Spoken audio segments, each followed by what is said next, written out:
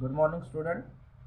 Today we are going to see stability of complexes. First of all, we are going to know what is meant by thermodynamic stability.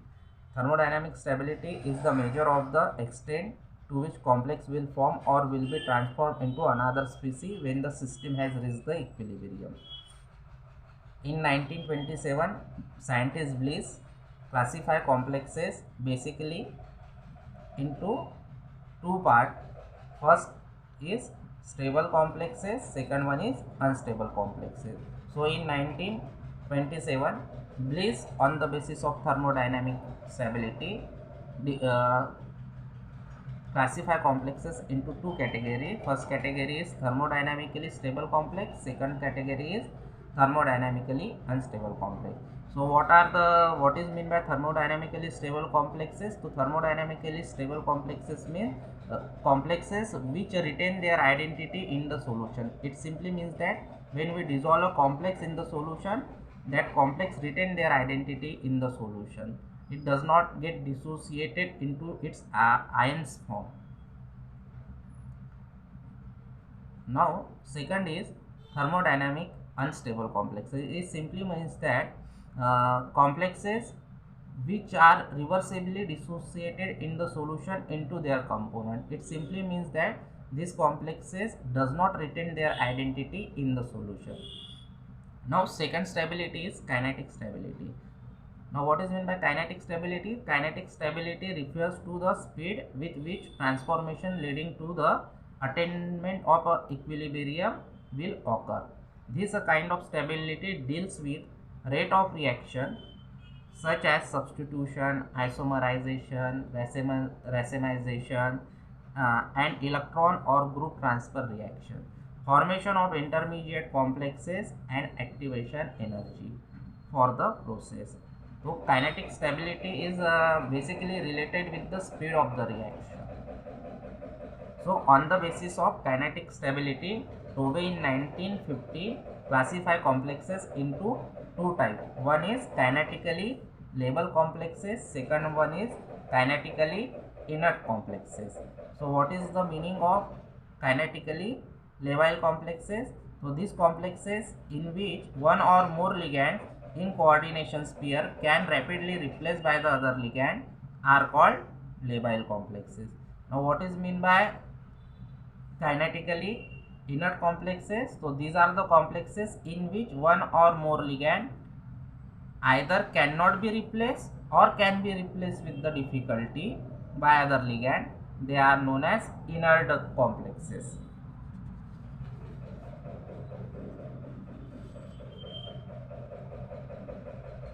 So students should note this. There is a no correlation between your thermodynamic stability and kinetic stability.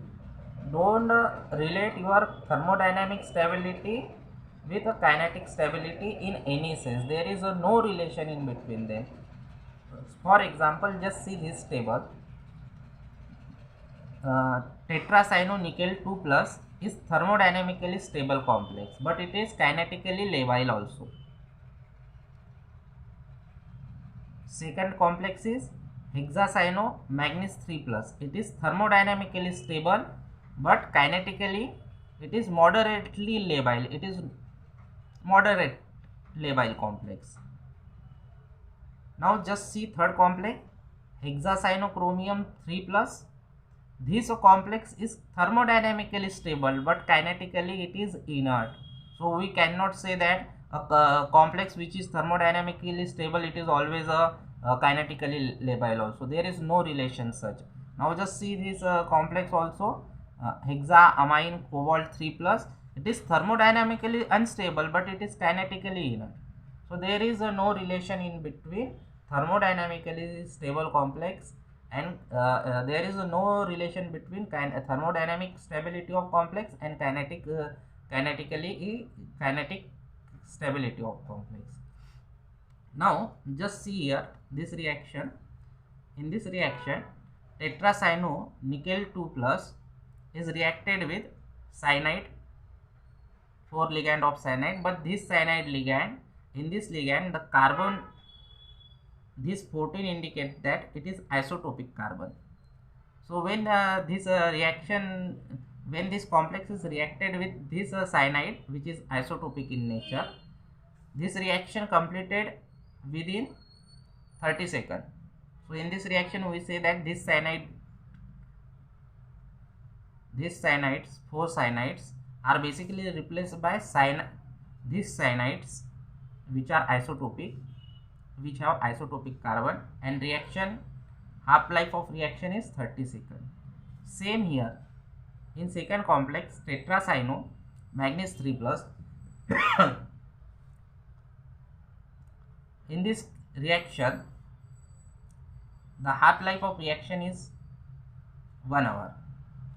In this reaction, that is hexacyanochromium 3 plus, half life of reaction is 24 days. So how one can decide a complex is kinetically labile or not? So this time period helps us to decide. So to decide whether the complex is labile or not, a good thumb rule is that complexes that react completely within about 1 minute. If a complex react completely within 1 minute at 25 degrees centigrade, that complex should consider as labile complexes, and those who take longer time should be considered as inert complexes. Now from this time period we can directly say that your tetracyanonickel 2 plus is basically a kinetically labile complex because it have half life of 30 seconds, while these two complexes, they have half life more than your 1 minute. That is, it have a half life 1 hour, it have a half life 24 days, so they can consider as a inert complexes.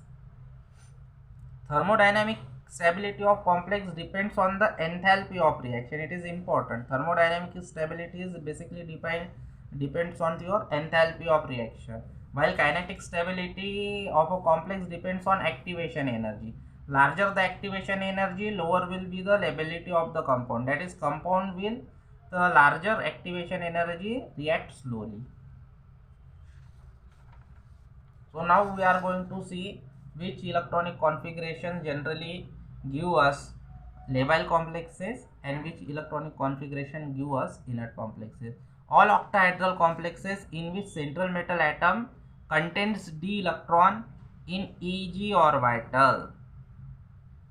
So labile complexes are those complexes which have electron in Eg orbital and they are octahedral complexes. For example, just see this complex hexaecho nickel 2 plus. In this complex, nickel 2 plus contain 8 electron in d orbital. When we draw crystal field CFSE diagram for this complex, we see that electron we got electronic configuration like this, T2G6 and Eg2. So in this complex there is a presence of electron in your Eg orbital, Eg set of orbitals. So this complex is labile complex. All the complex that contain less than 3 d electron. Second is all complexes that contain less than 3 d electron. So just see here, it is the complex of EDTA with your calcium. So in this case, your calcium have 0 electron in d orbital, so it is also considered as a labile complex.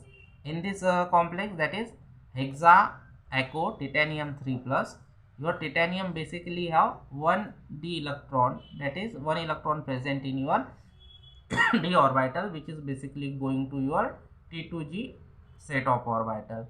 So since it have 1 electron, so it is also labile complexes. Now what are inner complexes? Which electronic configuration generally give us inert complexes? So octahedral 3D complexes and low spin D4, D5, D6 systems are inert.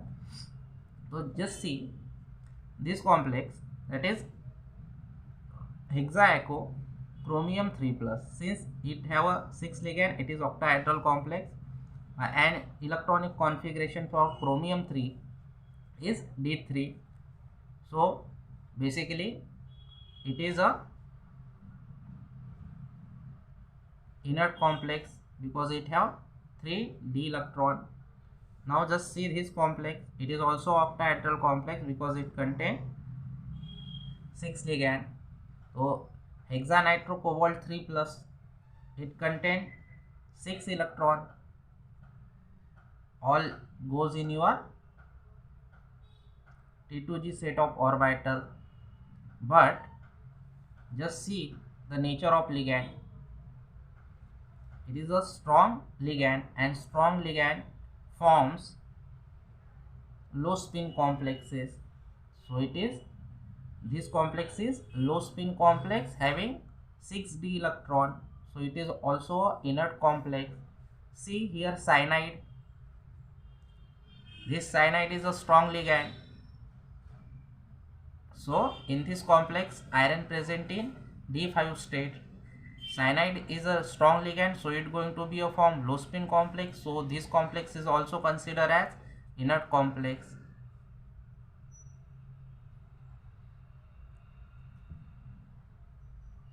So in next class we are going to see stability constant and formation constant. Stability constant or formation constant of a ligand. Thank you very much.